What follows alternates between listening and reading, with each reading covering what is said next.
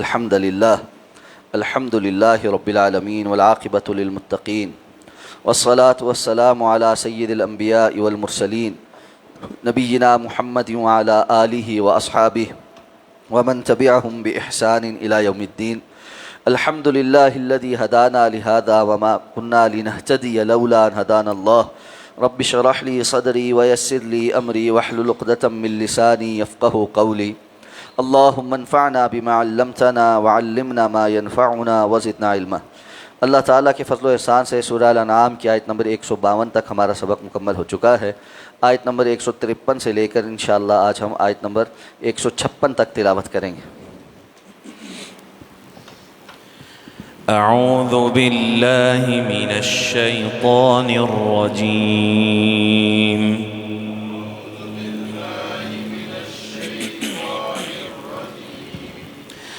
بسم الله الرحمن الرحيم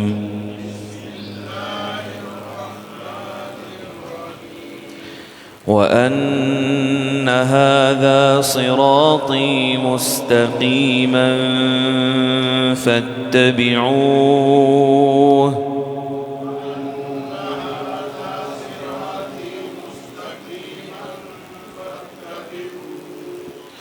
ولا تتبعوا السبل فتفرق بكم عن سبيله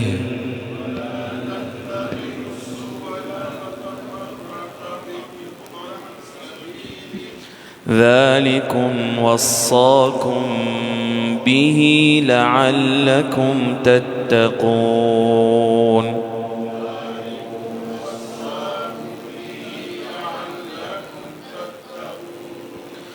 ثم آتينا موسى الكتاب تماما على الذي أحسن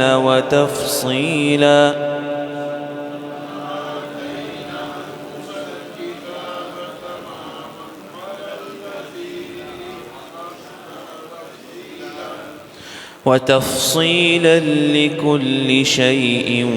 وهدى ورحمة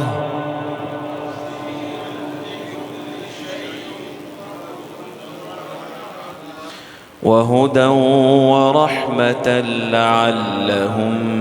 بلقاء ربهم يؤمنون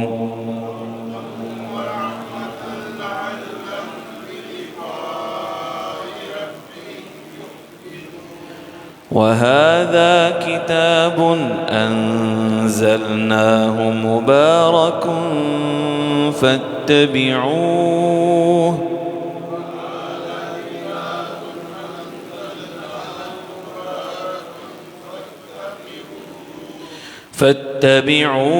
واتقوا لعلكم ترحمون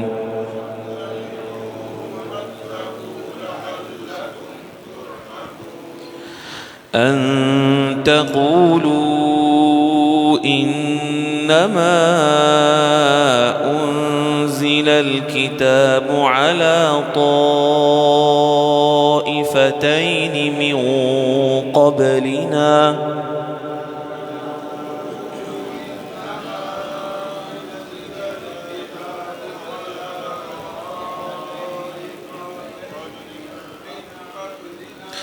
وإن كنا عن دراستهم لغافلين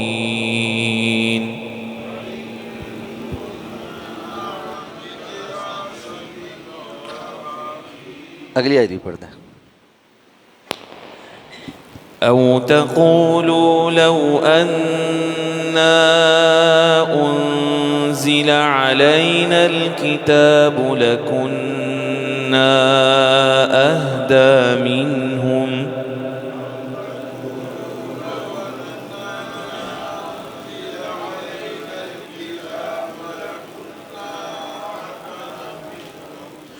فقد جاءكم بينة من ربكم وهدى ورحمة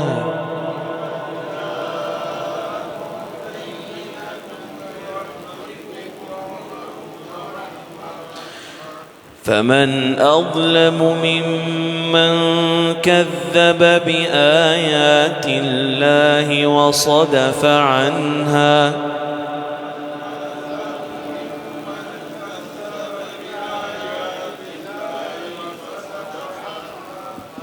سنجزي الذين يصدفون عن آياتنا سوء العذاب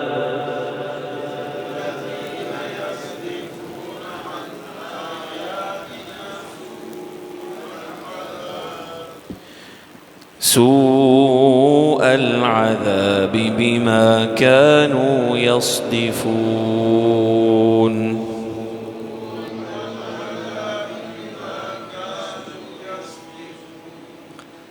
وَأَنَّ هَذَا صِرَاطِي مُسْتَقِيمًا، اور یقیناً یہ میرا رستہ ہے سیدھا، فَاتَّبِعُوهُ تو پس اس کی پیروی کرو،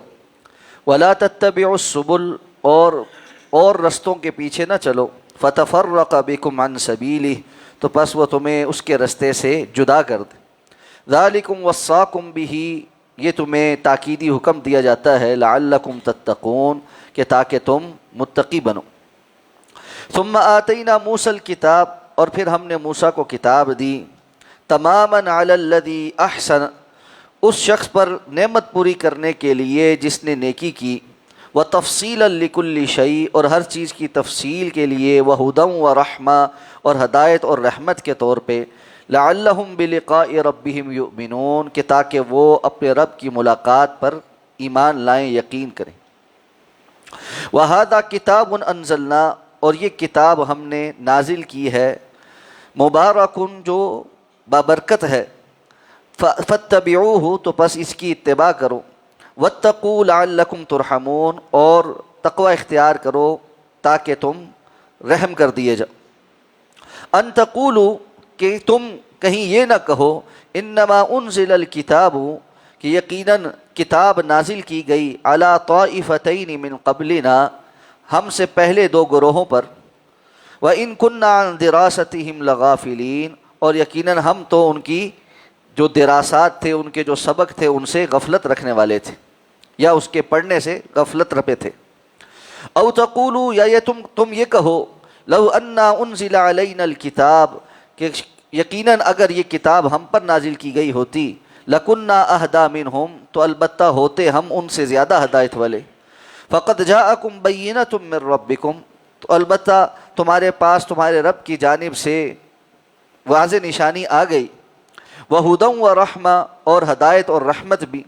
فَمَنْ أَظْلَمُ مِمَّنْ كَذَّبَ بِآيَاتِ اللَّهِ تو پس اس سے بڑا ظالم کون ہے جو اللہ کی آیات کو جھٹلاتا ہے، وَصَدَفَ عَنْهَا اور اس سے کنارہ کشی اختیار کرتا ہے۔ سنجزی الذین یصدفون عن آیاتنا ان قریب ہم ان کو بدلہ دیں گے جو ہماری آیات سے کنارہ اختیار کرتے ہیں، سوء العذابی برے عذاب کی صورت میں، بما کانوا یصدفون بوجہ اس کے جو وہ کنارہ کشی کرتے ہیں۔ گزشتہ آیات میں اللہ رب العزت نے رسول اللہ صلی اللہ علیہ وسلم کی زبان سے شریعت اسلامیہ میں جو چیزیں حرام ہیں اور تاکیدی احکامات ہیں ان کا ذکر کروانے کے بعد اب فرمایا کہ ان ھذا صراطی مستقیما فاتبعوہ یہ میرا سیدھا رستہ ہے اور تم اس کی اتباع کرو، ولا تتبعوا السبل اور اس سے ہٹ کر اور رستوں کے پیچھے نہ چلو کہ وہ تمہیں اس رستے سے کھوٹا کر دیں، جدا کر دیں۔ یعنی تم اللہ رب العزت کی طرف جو منسوب کرتے تھے کہ اللہ نے فلاں چیز کو حرام کیا اور فلاں کو حرام کیا ہے اور ہم اللہ کی رضامندی کے لیے یہ کام کرتے ہیں اور وہ کرتے ہیں، اللہ رب العزت کی رضامندی کا رستہ صرف وہی ہے جو محمد الرسول اللہ صلی اللہ علیہ وسلم کے ذریعے اللہ نے نازل کیا ہے اور بتلایا ہے۔ اسی رستے پر چل کے اللہ رب العزت کو راضی کیا جا سکتا ہے، اس رستے سے علاوہ کسی اور رستے پر اللہ رب العزت کی رضامندی نہیں ہے۔ اسی لیے رسول اللہ صلی اللہ علیہ وسلم نے صحابہ کو سکھلانے کے لیے زمین پر ایک سیدھی لکیر کھینچی اور فرمایا کہ ان ھذا صراطی مستقیما فاتبعوہ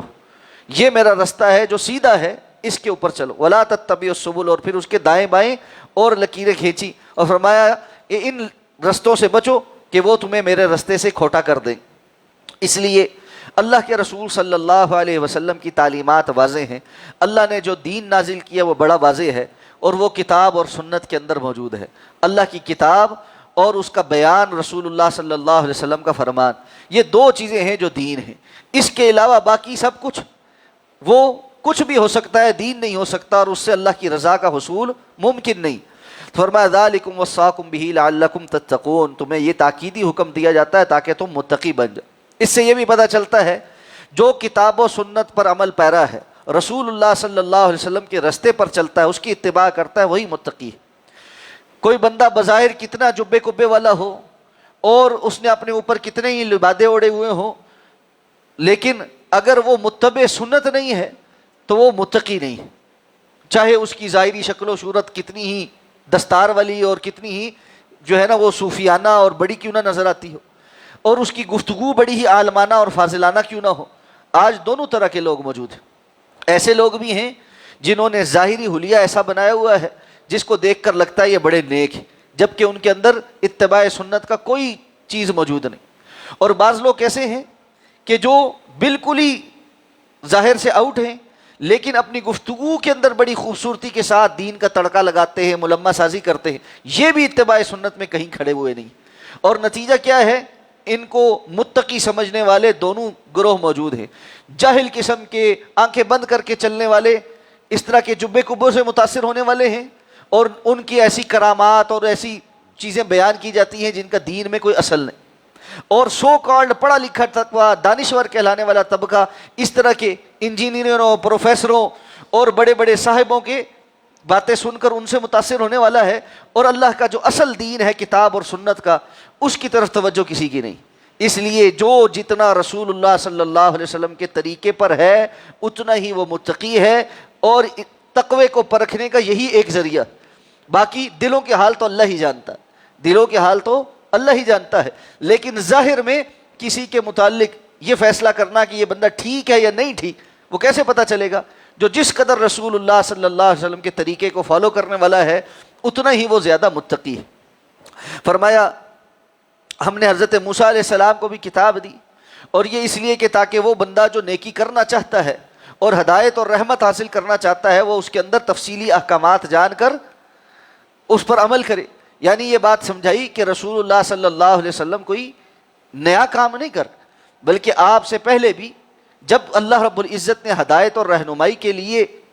لوگوں کی ہدایت اور رہنمائی کا سامان کیا تو اپنا نبی بھیجا اور کتاب نازل کی، جیسے موسیٰ علیہ السلام کو بھیجا اور ان پر کتاب نازل کی۔ وہ کتاب بھی اپنے دور میں ہدایت اور رحمت کا سبب تھی اور تفصیلی احکامات دیتی تھی۔ بالکل اسی طرح ہم نے بعد میں کتاب نازل کی، ھذا کتاب انزلناہ مبارک، یہ اب ہم نے بڑی مبارک کتاب نازل کی ہے، اس کتاب کی اب تم اتباع کرو، اور واتقوا لعلکم ترحمون، تم ڈرو تاکہ تمہارے اوپر رحم کیا جائے۔ یعنی اللہ کے احکامات کی مخالفت سے ڈرو، اللہ نے جو حدود قائم کی ہیں ان کی پابندی کرنے کی پرہیزگاری اختیار کرو، تو اللہ رب العزت کی رحمت تمہارے شامل حال ہو جائے گی۔ اللہ کی رحمت کے حصول کا ذریعہ کیا ہے؟ کہ بندہ تقوی اختیار کرے۔ اب بہت سارے لوگ ہیں زندگی میں، معاشرتی زندگی میں، اپنی گھریلو زندگیوں میں پریشانیوں میں، اور آ کر ذکر کرتے جی ہمارے گھر میں یہ پریشانی ہے، یہ پریشانی، یہ پریشانی۔ آپ پوچھیں نماز پڑھتے ہو؟ کہتا جی بس کبھی پڑھ لیتا ہوں، کبھی نہیں پڑھتا۔ آپ پوچھیں صبح شام کے اذکار کرتے ہو؟ کہتا جی تو مجھے آتے نہیں ہیں۔ اور پھر آپ ان سے کہیں کہ جی حلال حرام کے کھانے پینے میں تمیز کیا ہے، رزق کے اندر کیا معاملات ہیں، پتہ چلتا ہے کہ رشوتیں بھی لیتا ہے، رشوتیں دیتا بھی ہے، وراثت بھی ہڑپ کی ہوئی ہے، سارے معاملات کیے ہوئے، اپنے لیے خندقیں خود کھودی ہوئی، اور اس کے بعد کہتا ہے جی میرے اوپر کسی نے بندش کرائی ہے، میرے اوپر کسی رشتہ دار نے جادو کیا ہے، میرے ساتھ فلاں کی دشمنی چل رہی ہے، مجھے کوئی نظر لگ گئی۔ بھائی شیطان کے حوالے اپنے آپ کو کیا ہوا ہے، اور اللہ کی رحمتوں کے شامل حال ہونے کے جو ذرائع ہیں ان میں سے کوئی ذریعہ اختیار کرنے کو تیار نہیں، اور پھر سمجھتے ہو کہ اللہ کی رحمتیں آئیں گی۔ اور یہ سب کچھ کیوں ہو رہا ہے؟ اللہ کی رحمت کے حصول کے جو ذرائع ہیں ان کو اختیار کیے بغیر رحمت نہیں آتی۔ اللہ تعالیٰ بخشنے والے ہیں، لیکن بخشش کے حاصل کرنے کے جو ذرائع ہیں اس کو اختیار کیے بغیر کوئی بخشش حاصل کر سکتا؟ اسی طرح رحمت کے بھی ذرائع، یہ تو سمجھ آتا ہے کہ اللہ رزاق ہے، لیکن رزق کے حصول کے جو ذرائع ہیں وہ اختیار کیے بغیر رزق نہیں ملتا۔ ایمان تو ہے نا اللہ رزاق ہے، تو اللہ رحمت دینے والا ہے، گھر بیٹھا ہوا ہے رحمت حاصل نہیں کرتا۔ رزق بھی اللہ دینے والا ہے، پھر گھر بیٹھا رہے، رزق کے لیے جاتا ہے کہ بھوکا مر جاؤں، لیکن رحمت کے حصول کے لیے نماز پڑھنے نہیں جاتا، حلال حرام کی تمیز کرنے کو تیار نہیں، اپنی زندگی کے شب و روز کے اندر اللہ کی اطاعت اور فرما برداری کرنے کو تیار نہیں، تو اللہ کی رحمت کیسے آئی؟ فرمایا لعلکم ترحمون واتقوا لعلکم ترحمون، اللہ سے ڈرو، پرہیزگاری اختیار کرو تاکہ تمہارے اوپر رحم کیا جائے۔ اللہ نے یہ کتاب اس لیے بھی نازل کی ہے کہ تمہارے بہانے ختم ہو جائیں۔ اس بہانے میں سے ایک بہانہ یہ ہو سکتا تھا کہ تم کہتے کہ ہم سے پچھلوں کے اوپر تو کتاب نازل کی گئی، یعنی یہود اور نصارہ کے اوپر، دو گروہوں کے اوپر کتابیں نازل کی گئیں، اور ہم تو اس کتاب کے پڑھنے سے غفلت میں تھے، اس کے اسباق سے، اس کی دراسہ سے غفلت میں تھے، یعنی ایک تو یہ ہمارے اوپر نازل نہیں کی گئی، ہمیں پتہ ہی نہیں چلا جی وہ کتابیں تھیں، یا یہ کہ وہ ایسی زبانوں میں تھی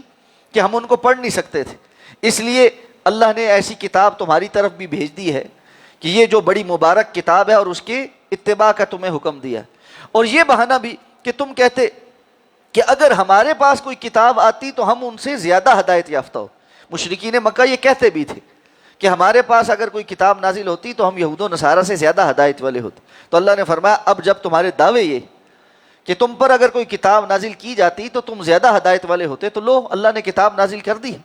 تو فقد جاءکم بینۃ من ربکم وہدی ورحمہ، تمہارے رب کی جانب سے واضح نشانی اور ہدایت اور رحمت آ چکی ہے۔ تو قرآن واضح نشانی بینہ ہے، بیان کر دینے والی چیز، حق اور باطل کے درمیان روشنی ہے، اور ہدایت کیا ہے وہ بیان کرنے والی ہے، رحمتوں کا حصول کیسے ہوتا ہے یہ بیان کرنے والی ہے۔ تو قرآن مجید خود سراپا رحمت ہے، اللہ کی طرف سے اس کتاب کا ہمارے پاس موجود ہونا یہی رحمت۔ اب وہ بندہ کتنا بد نصیب ہے جو اس رحمت کو کھول کر ہی نہیں دیکھتا، اس کو سیکھنے کی کوشش نہیں کرتا۔ اس لیے فرمایا اس سے بڑا ظالم کون ہے کہ جو کذب بآیات اللہ، اللہ کی آیات کو جھٹلا دے، وصدف عنہا، اور اس سے کنارہ کر لے۔ ایک ہے جھٹلا دینا، میں مانتا ہی نہیں اللہ کی کتاب، اور دوسرا کیا ہے وصدف عنہا، اس سے کنارہ کر لیں، رخ پھیر لیں۔ اللہ کا کتاب یہ کہتی ہے کہ اللہ پر ایمان لاؤ، اللہ کے رسولوں پر ایمان لاؤ، یہ کہتا ہے میں نہیں ایمان لاتا۔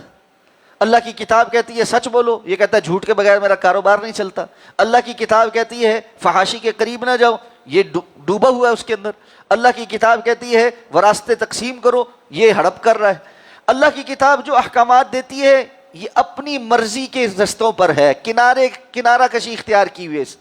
اللہ کی کتاب سے کنارہ ہے، رخ پھیرا ہوا ہے اس۔ تو یہ ایسے لوگ آپ اللہ فرماتے ہیں بڑے بد نصیب ہیں، ان قریب ہم انہیں